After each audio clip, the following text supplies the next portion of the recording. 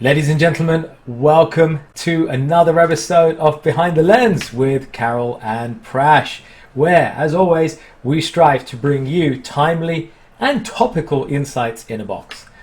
Today, I have a question for you. Are you listening to me? Knock, knock, knock, knock, knock. Are you listening to me? Hey, how many times have you had that? Hey, how many times have you felt that somebody's not listening to you, right? We've all had this. Hasn't there been times where we're there, eyes glazed, looking like we're listening to the other person, but we're not really listening, we're just waiting to get our time in, or we've been on the other foot, right? This is a problem, and it's not getting any easier as we move into this climate with ever decreasing attention spans and other challenges. Carole, you've been on the hard end of this. What are you seeing at the moment? I'm not sure what the hard end means. Let's just say The razor's edge. the razor edge. Okay, let's say that this is one of my favorite topics, and I'll tell you for why. Because I know there are so many people that actually do not have the art of good listening. They don't know how to listen attentively. They think they are.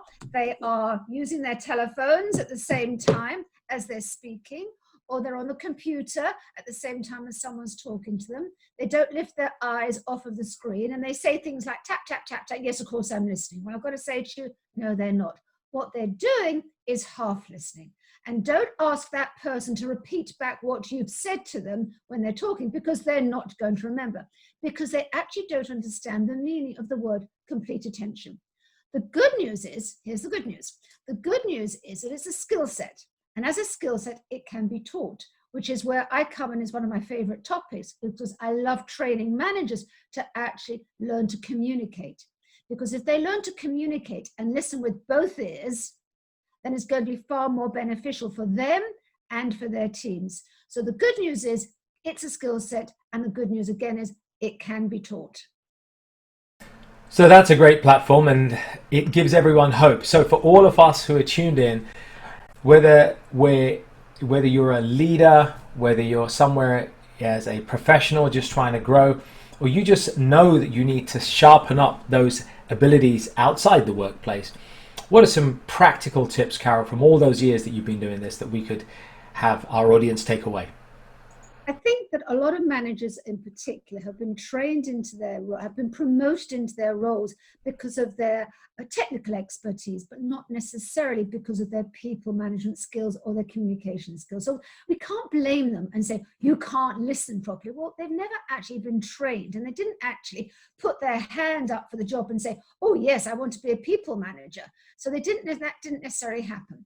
So first of all, recognize if not listening is one thing that you need to practice. Could you practice being a better listener? Well, we can all practice being a better listener. There's no question of it. You and I, Prash, we can both practice being a better listener. Is it something that can be trained? Yes, it is. It's a skill set. It can be trained, and not with too much difficulty either. It's not days and days and days and days of training. I trained to be a counselor, but nevertheless, a manager doesn't have to go through that. They need to be trained to listen. And third of all, to be aware of their vocabulary, people to be aware of their vocabulary. So instead of saying things like, you should do something, say, it may be a good idea.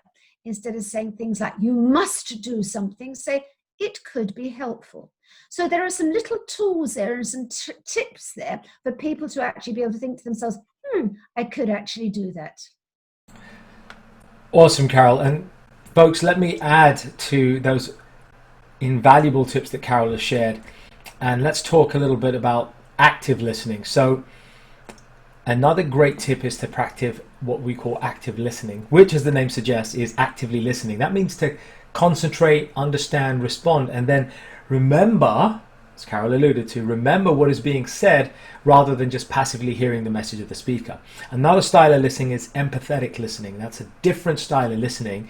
You can check that out, but both styles have their uses and places. Secondly, watch out for two unwanted companions. One, unconscious bias. Those learned stereotypes that are automatic, unintentional, deeply ingrained, universal, and sort of able to influence our behavior adversely. We need to watch out for those things showing up in those conversations and in that listening experience.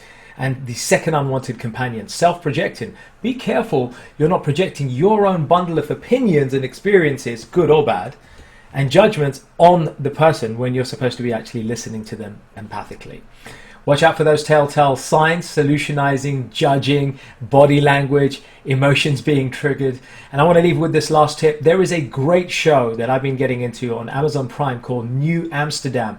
It is a beautiful representation of how leaders can develop emotional intelligence and become conscious leaders that we need now more than ever. Do check it out. Carole, last words.